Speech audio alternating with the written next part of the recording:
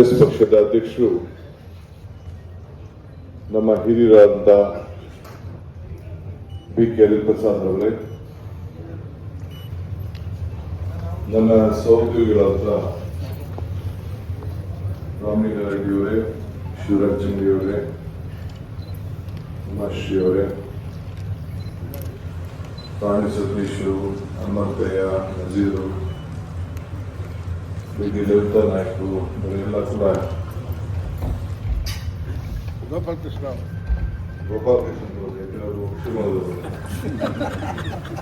ಇನ್ನು ಎಲ್ಲ ಬಹಳ ಜನ ಹಿರಿಯರೆಲ್ಲ ಇದ್ದಾರೆ. ಎಲ್ಲರ ಹೆಸರು ಎಲ್ಲ ದಯವಿಟ್ಟು ಕ್ಷಮಿಸಬೇಕು. ನಾವೆಲ್ಲ ಕಾರ್ಯಕರ್ತರು. ಚೀಫ್ ಮಿನಿಸ್ಟರ್ ಆದ್ರೂ ಇಲ್ಲಿ ಕಾರ್ಯಕರ್ತರು, ಅದು ನಮ್ಮ ನಂಬಿಕೆ. ಕಾರ್ಯಕರ್ತರಾಗಿದ್ದೇನೆ ಪಕ್ಷ, ಪಕ್ಷ ಇದ್ದೇನೆ ಸರ್ಕಾರ, ಸರ್ಕಾರ ಇದ್ದೇನೆ ದೇಶ. ಇದು ನಮ್ಮ ತಲೆಯಲ್ಲಿ ಎಲ್ಲರೂ ಕೂಡ ಇರಬೇಕು. ಅಧಿಕಾರ ಯಾವತ್ತೂ ಎಲ್ಲರಿಗೂ ಟೆಂಪ್ರರಿನೇ, ಎಲ್ಲರೂ ಕೂಡ ಸೇವೆ ಮಾಡಬೇಕು ಅಂತೇಳಿ ಮನೋಭಾವ ಇಟ್ಕೊಂಡು ನಾವು ಬಂದಿದ್ದೇವೆ.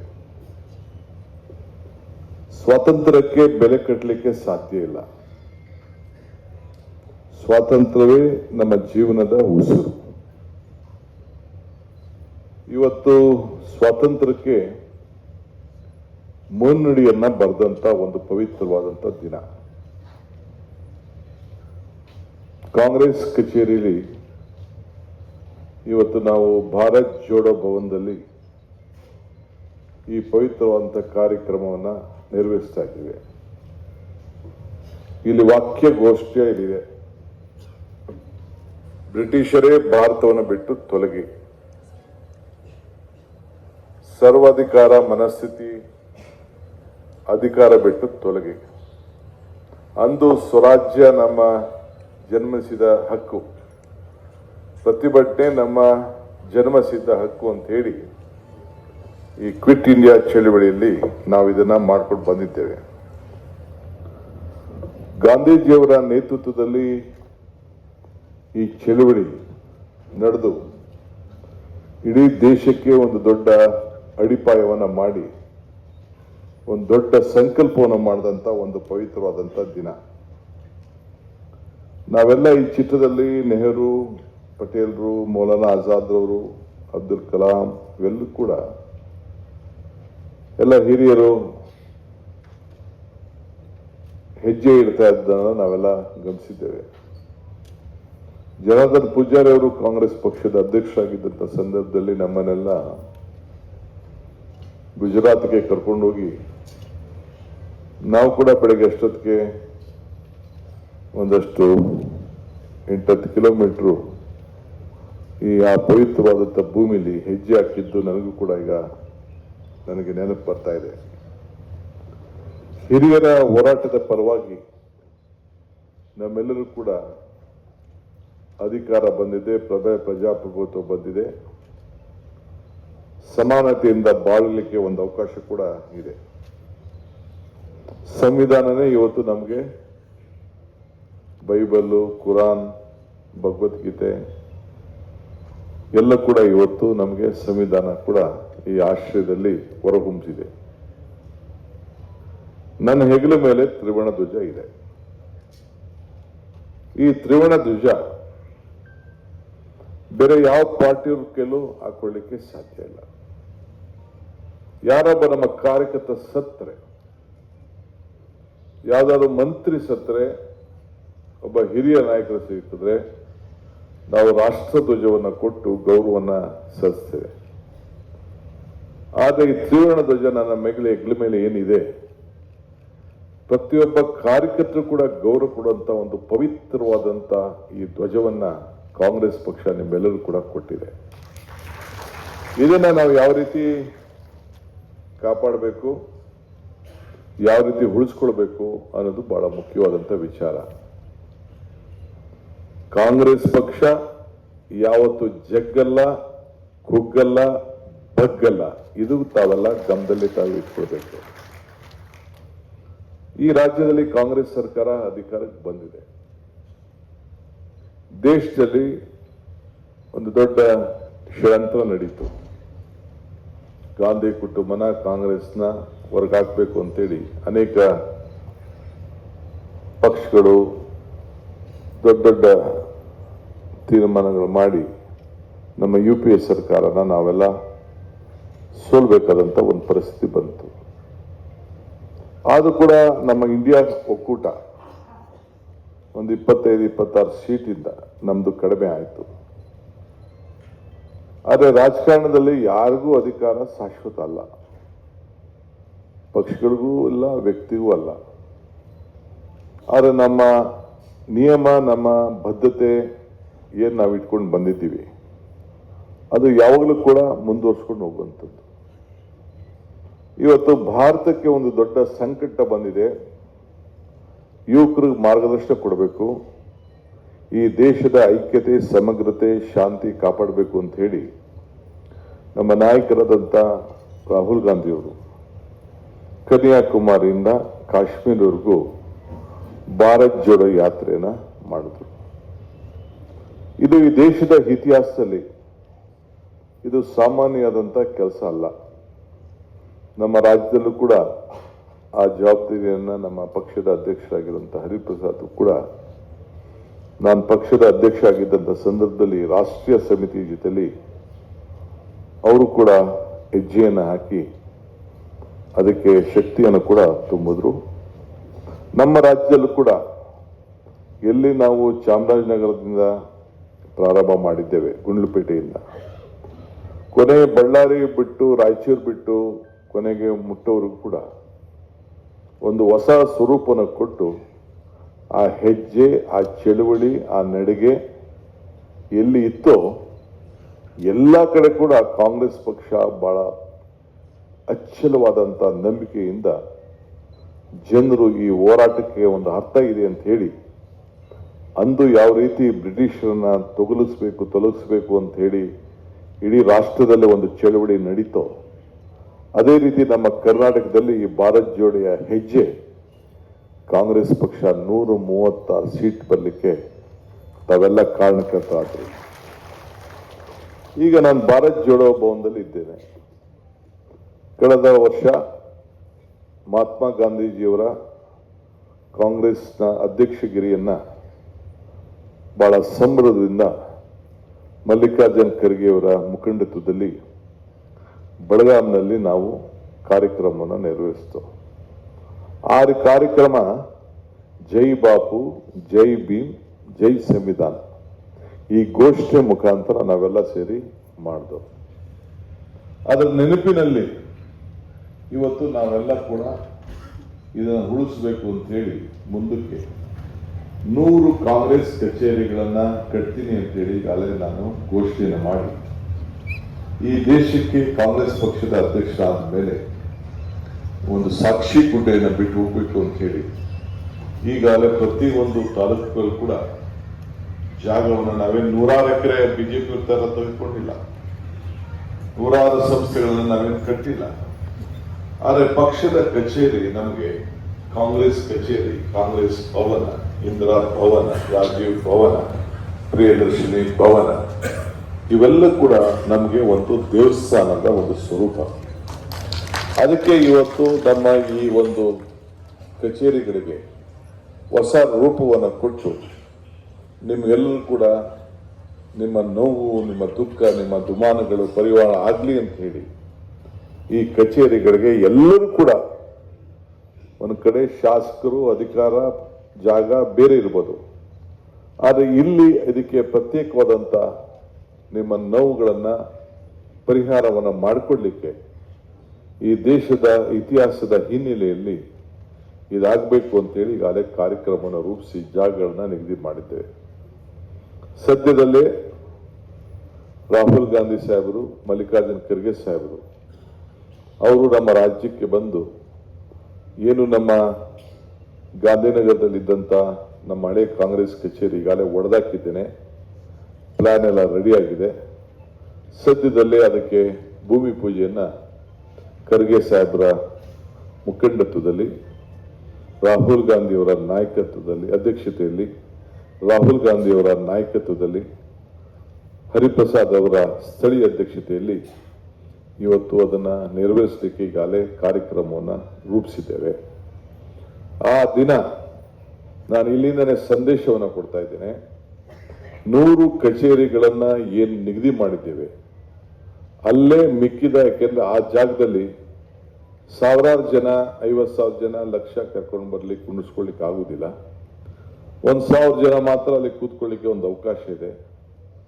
ಅಂದು ಒಂದು 100 ಜನ ನಮ್ಮ ಕಾಂಗ್ರೆಸ್ ಪಕ್ಷಕ್ಕೆ ತ್ಯಾಗ ಮಾಡಿದಂತ, ಸೇವೆ ಮಾಡಿದಂತ ಒಂದು ಹಿರಿಯರನ್ನ ಗುರುತಿಸಬೇಕು ಅಂತ ಹೇಳಿ ನಮ್ಮ ಪಕ್ಷದ ಅಧ್ಯಕ್ಷರಾದಂಥ ಹರಿಪ್ರಸಾದ್ ಅವರಿಗೆ ಮನವಿ ಮಾಡ್ತೇನೆ. ಈ ರಾಜ್ಯದ ಉದ್ದಗಲಕ್ಕೂ ಕೂಡ ಇರುವಂತ ನಾಯಕರುಗಳಿಗೆ 100 ಜನಕ್ಕೆ ಸುಮಾರು 70 ವರ್ಷದ ನಂತರ ಇರುವಂತಹ ಕೆಲವು ಕಾರ್ಯಕರ್ತರು ನಾಯಕರಿಗೆ ತ್ಯಾಗಗಳನ್ನು ಮಾಡಿ ಈ ಪಕ್ಷವನ್ನ ಕಟ್ಟಿದ್ದಾರೆ, ಅವ್ರನ್ನ ಗುರುಸಿ ಅವರಿಗೆ ಒಂದು ಸನ್ಮಾನ ಮಾಡುವಂತ ಒಂದು ವಿಶೇಷವಾದಂಥ ದಿನ ಅಂತೇಳಿ ನಾವು ಇವತ್ತು ಇಟ್ಕೊಳ್ಬೇಕಾಗಿದೆ. ಏಕೆಂದರೆ ನಮ್ಮ ಕಾರ್ಯಕರ್ತರಿಗೆ ಎಷ್ಟೋ ಜನಕ್ಕೆ ಅಧಿಕಾರ ಸಿಕ್ಕಿಲ್ಲ. ಎಲ್ಲರೂ ನನ್ನಂತ, ಕೆಲವು ಮಂತ್ರಿಗಳಂತ, ಸಿದ್ದರಾಮಯ್ಯನವರಂತ ಎಲ್ಲರೂ ಕೂಡ ಅದೃಷ್ಟವಶಾಲಿಗಳಾಗಲಿಕ್ಕೆ ಸಾಧ್ಯ ಇಲ್ಲ.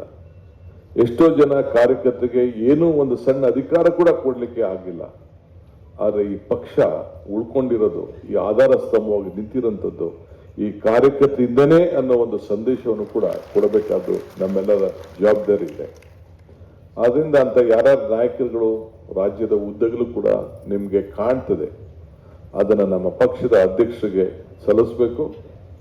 ಅವರು ಇಡೀ ರಾಜ್ಯದ ಉದ್ದಗಲಕ್ಕೂ ಕೂಡ ಅವ್ರನ್ನ ಗುರುಸಿ ಅವ್ರಿಗೆ ಸನ್ಮಾನವನ್ನು ಮಾಡುವಂಥ ಕಾರ್ಯಕ್ರಮ ಕೂಡ ನಾವು ಹಮ್ಮಿಕೊಳ್ಳೋಣ.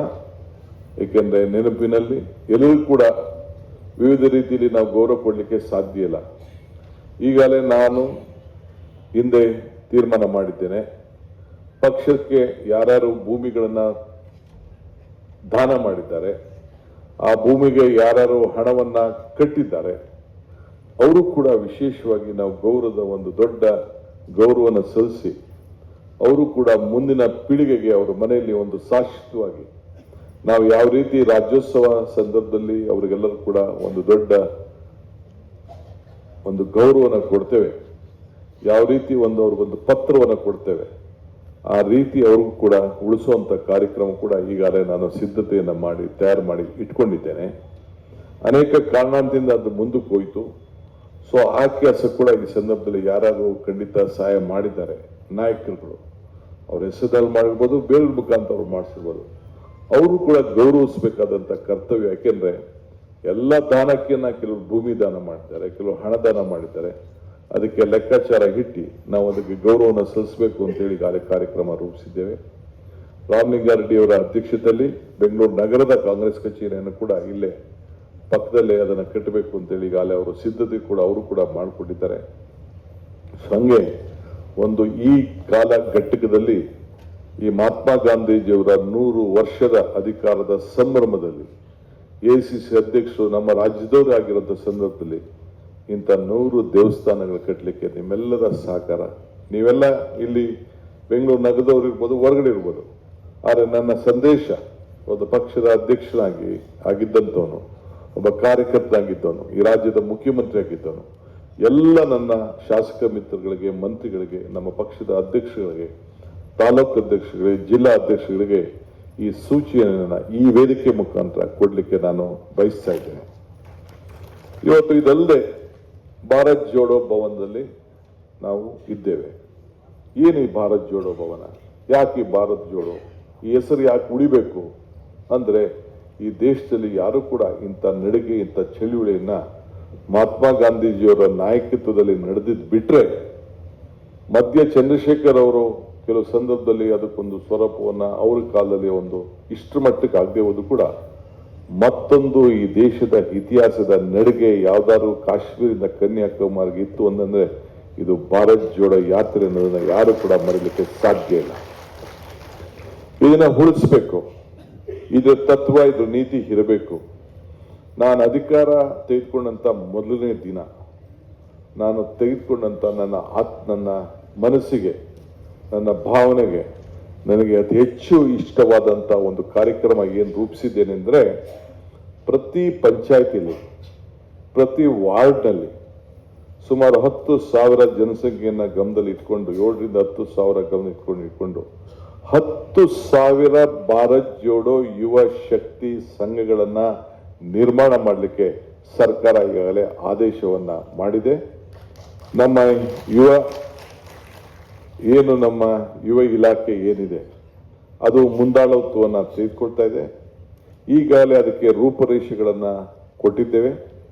ಇದಕ್ಕೆ ಒಂದು ತಾಲೂಕಿನಲ್ಲಿ ಸರಾಸರಿ ಒಂದು 35ರಿಂದ 40 ಪಂಚಾಯತಿ ಇರ್ತದೆ, ಇಲ್ಲ 30 ಪಂಚಾಯತಿ ಇರ್ತದೆ, ಇಲ್ಲ ಅಂದ್ರೆ ಟೌನ್ನಲ್ಲಿ ಇರ್ತದೆ. ಒಟ್ಟು ಸರಾಸರಿ ಆವರೇಜ್ ಒಂದು 40 ಸಂಘಗಳು ಸ್ಥಾಪನೆ ಮಾಡಲಿಕ್ಕೆ ಅವಕಾಶ ಇದೆ.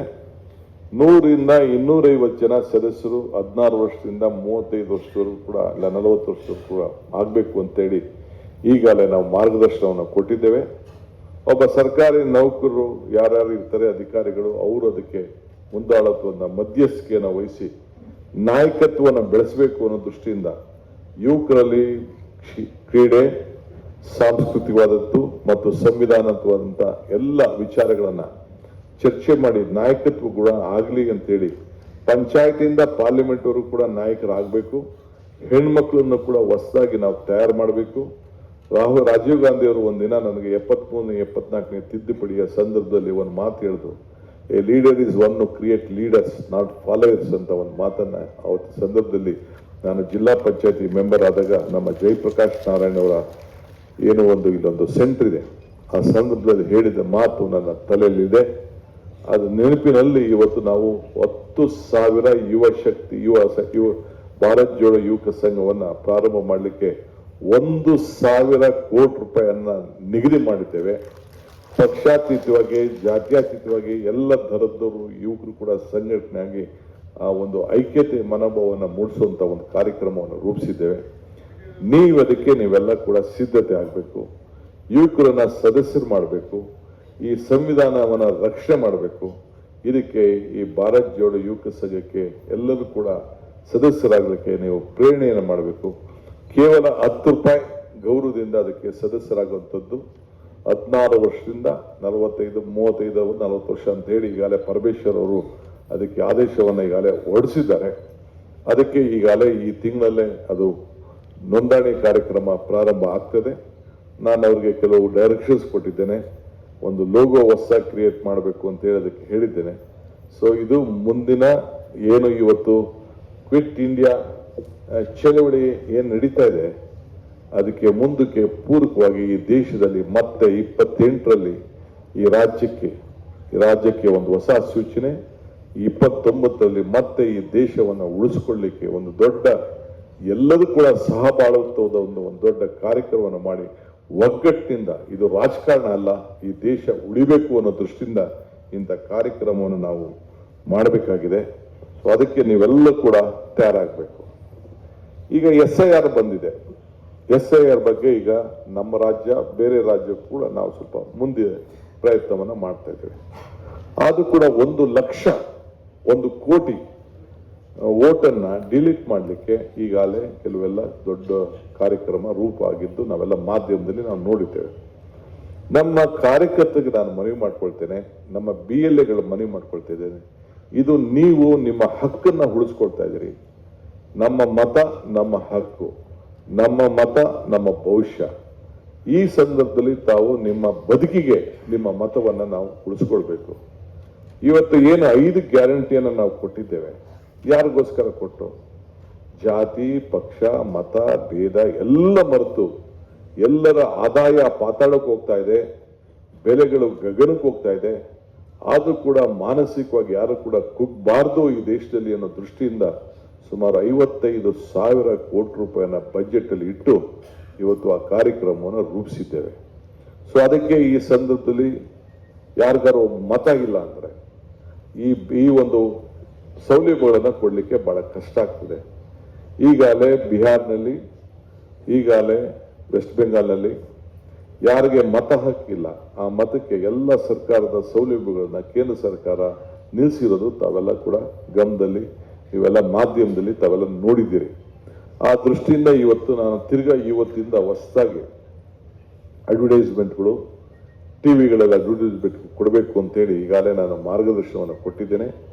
1 ವಾರ 10 ದಿನ ಏನೋ ಸ್ವಲ್ಪ ಎಕ್ಸ್ಟೆನ್ಷನ್ ಕೂಡ ಮಾಡಿದ್ದಾರೆ. ಎಲ್ಲರೂ ಕೂಡ ಯಾರು ಎಲಿಮಿನೇಷನ್ ಫಾರಂ ಅನ್ನ ಕೊಟ್ಟಿಲ್ಲ ಅವರೆಲ್ಲ ವಾಪಸ್ ಎಲಿಮಿನೇಷನ್ ಫಾರಂ ಅನ್ನ BLAಗಳಿಗೆ ತಲುಪಿಸಬೇಕು. ನಮ್ಮ BLAಗಳು ಜಾಗೃತರಾಗಬೇಕು. ಎಲ್ಲರೂ ಕೂಡ BLA ಆಗುವಂತ ಭಾಗ್ಯ ಅಂದ್ರೆ BLA 2 ಆಗುವಂತ ಭಾಗ್ಯ ಎಲ್ಲರೂ ಕೂಡ ಇಲ್ಲ. ಈ ಪಕ್ಷಕ್ಕೆ ಒಂದು ಆಧಾರ ಸ್ತಂಭ ನಮ್ಮ ಪ್ರತಿನಿಧಿಗಳು ಸಂವಿಧಾನದಲ್ಲಿ ಕೊಟ್ಟಂತ ನಿಮ್ಮ ಹಕ್ಕು. ಕಾಂಗ್ರೆಸ್ ಪಕ್ಷದ ಅಧ್ಯಕ್ಷರು ನಿಮಗೆ ಜವಾಬ್ದಾರಿ ಕೊಟ್ಟಿದ್ದಾರೆ. ಅಧ್ಯಕ್ಷರು BLA ಮಾಡಿದ್ದಾರೆ, BLA 2 ಮಾಡಿದ್ದಾರೆ.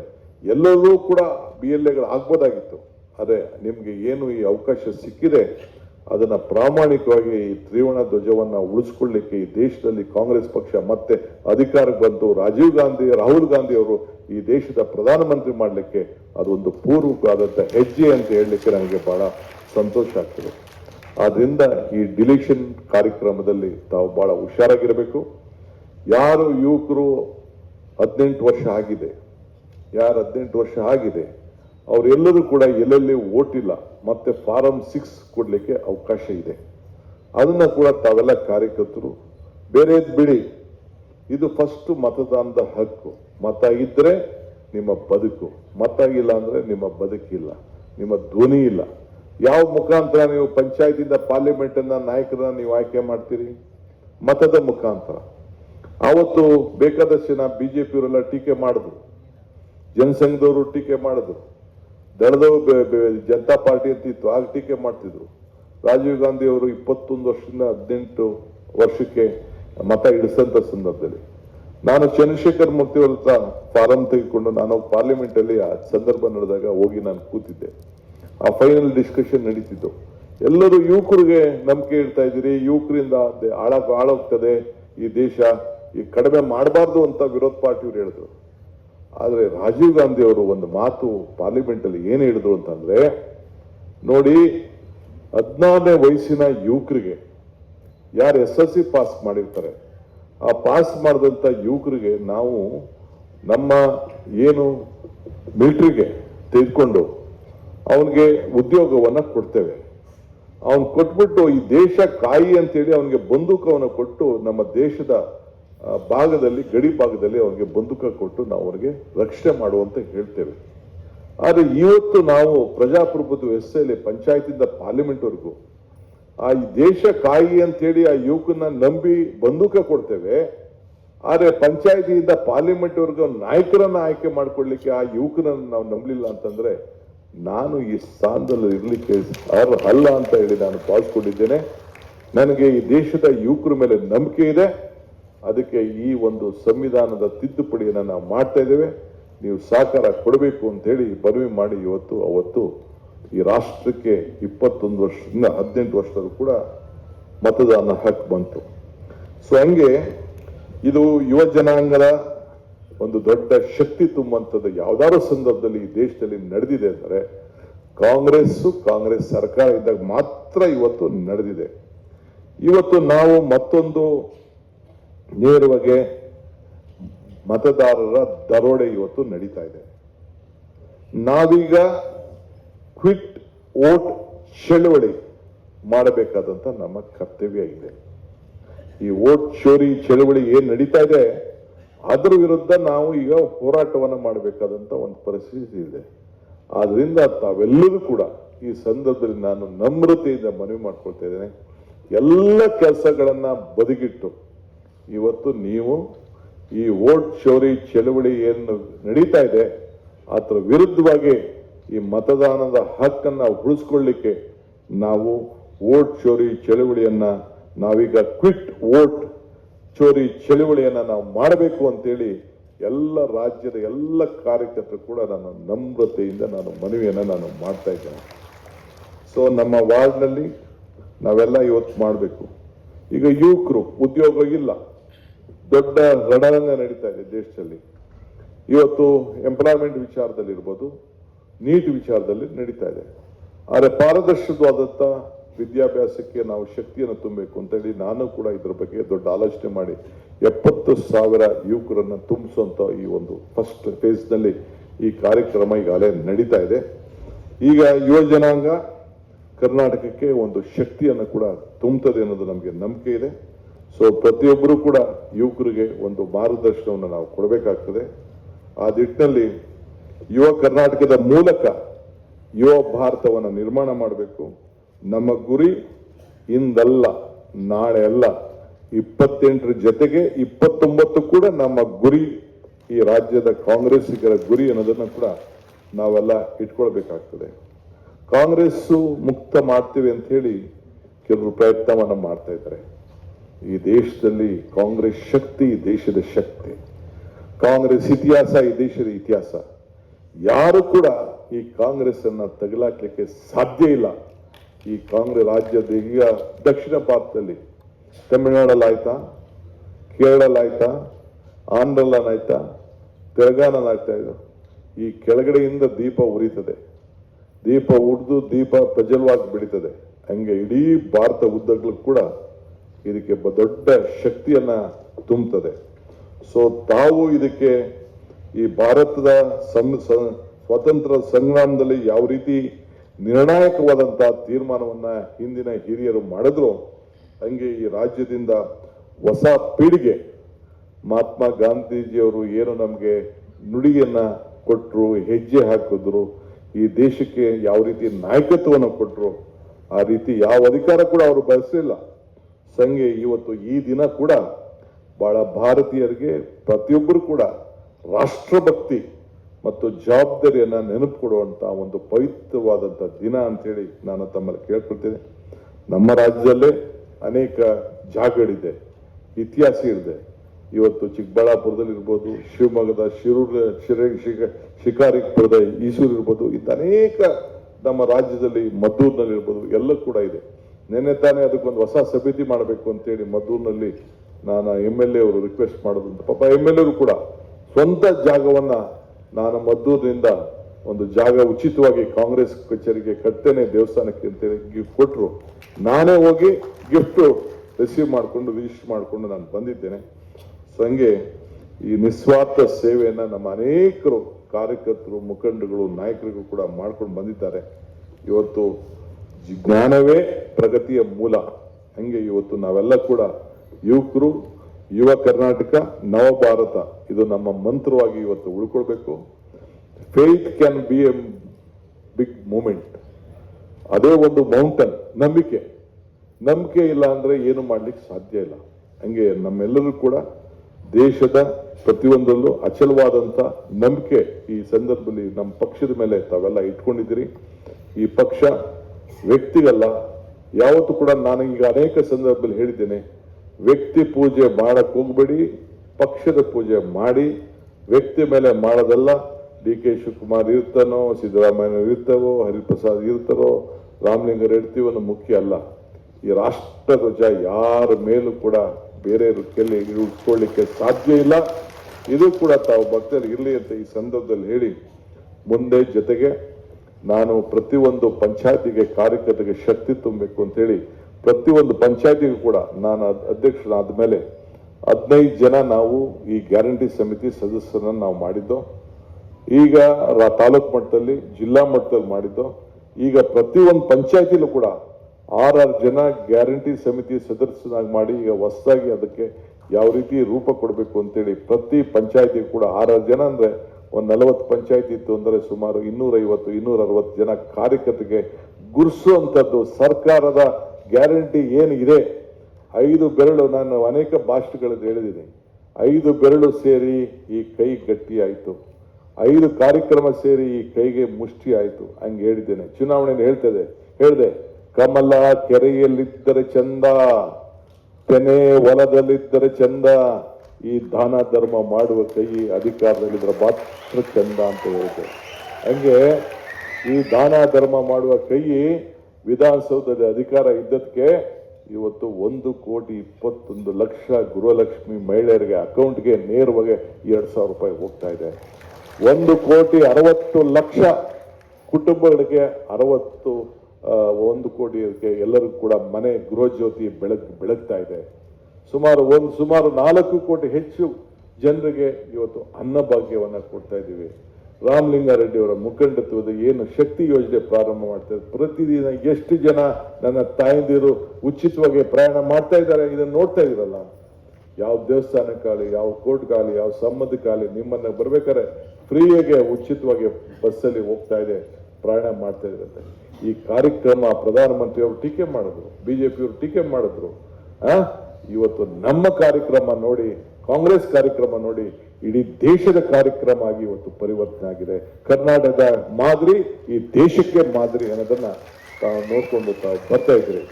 ಆ ರೀತಿ ಹಿಂದೆ ಯಾವ ರೀತಿ 78ರಲ್ಲಿ ಏನು ಜನತಾ ಪಕ್ಷ ಅಧಿಕಾರಕ್ಕೆ ಬಂದಂತ ಸಂದರ್ಭದಲ್ಲಿ ನಮ್ಮ ಕರ್ನಾಟಕ ರಾಜ್ಯ ಅವತ್ತು ಕೂಡ ಹಿಂದಕ್ಕೆ ಹೋಗ್ಲಿಲ್ಲ. ಕರ್ನಾಟಕ ರಾಜ್ಯದಲ್ಲಿ ಕಾಂಗ್ರೆಸ್ ಸರ್ಕಾರ ರಚನೆ ಆಯಿತು, ದೇವರಾಜ ಅರಸರ ಕಾಲದಲ್ಲಿ ರಚನೆ ಆಯಿತು. ಹಂಗೆ ಇವತ್ತು ಎಲ್ಲ ಜನಾಂಗದ ಶಾಂತಿಯ ತೋಟ ಈ ಕರ್ನಾಟಕ ರಾಜ್ಯ. ಮತ್ತೆ ಈ ಕರ್ನಾಟಕ ರಾಜ್ಯದಿಂದನೇ ಈ ದೇಶದಲ್ಲಿ ಮತ್ತೆ ಈ ದೇಶವನ್ನು ಉಳಿಸುವಂತ ಕೆಲಸ ಆಗಬೇಕು. ಆ ನಿಟ್ಟಿನಲ್ಲಿ ನೀವೆಲ್ಲ ಸೇರಿ ಕೆಲಸ ಮಾಡಬೇಕು. ತಾವು ಇಷ್ಟು ದೊಡ್ಡ ನಮ್ರತೆಯಿಂದ ಇಷ್ಟು ದೊಡ್ಡ ಸಂಖ್ಯೆಯಲ್ಲಿ ತಾವೆಲ್ಲ ಸೇರಿ ಇಂಥ ಒಂದು ಪವಿತ್ರವಾದಂಥ ಕ್ವಿಟ್ ಇಂಡಿಯಾ ಚಳವಳಿಯ ಕಾರ್ಯಕ್ರಮದಲ್ಲಿ ಭಾಗವಹಿಸಿ ಮತ್ತೆ ಈ ದೇಶವನ್ನು ಉಳಿಸ್ಕೊಳ್ಬೇಕು ಅಂತ ಹೇಳಿ, ಮತ್ತೆ ಈ ರಾಷ್ಟ್ರದಲ್ಲಿ ಈ ಕಾಂಗ್ರೆಸ್ ಪಕ್ಷ ಅಧಿಕಾರಕ್ಕೆ ಈ ದೇಶಕ್ಕೆ ಯಾರು ಸ್ವಾತಂತ್ರ್ಯವನ್ನು ತಂದುಕೊಟ್ರು ಆ ಪಕ್ಷದಲ್ಲಿ ಮತ್ತೆ ಈ ರಾಷ್ಟ್ರಧ್ವಜ ಹಾರಿಸುವಂತ ಕೆಲಸಕ್ಕೆ ತಾವು ಕಾರಣಕರ್ತರಾಗಬೇಕು. ಇದಕ್ಕೆ ಮುಂದುವರಿರಿ ಅಂತೇಳಿ ನಾನು ಪ್ರಾರ್ಥನೆಯನ್ನು ಮಾಡಿ ನಿಮ್ಮೆಲ್ಲರೂ ಕೂಡ ಶುಭವನ್ನು ಹಾರೈಸಿ ನನ್ನ ಮಾತನ್ನು ಮುಗಿಸ್ತೇನೆ. ಜೈ ಹಿಂದ್, ಜೈ ಕಾಂಗ್ರೆಸ್ ಪಾರ್ಟಿ.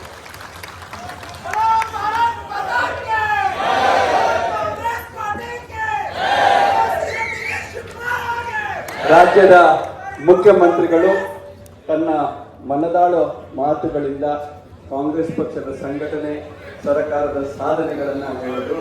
ಅವರಿಗೆ ಕರ್ನಾಟಕ ಪ್ರದೇಶ ಕಾಂಗ್ರೆಸ್ನ ಪರವಾಗಿ ಧನ್ಯವಾದಗಳು. ಅಧ್ಯಕ್ಷ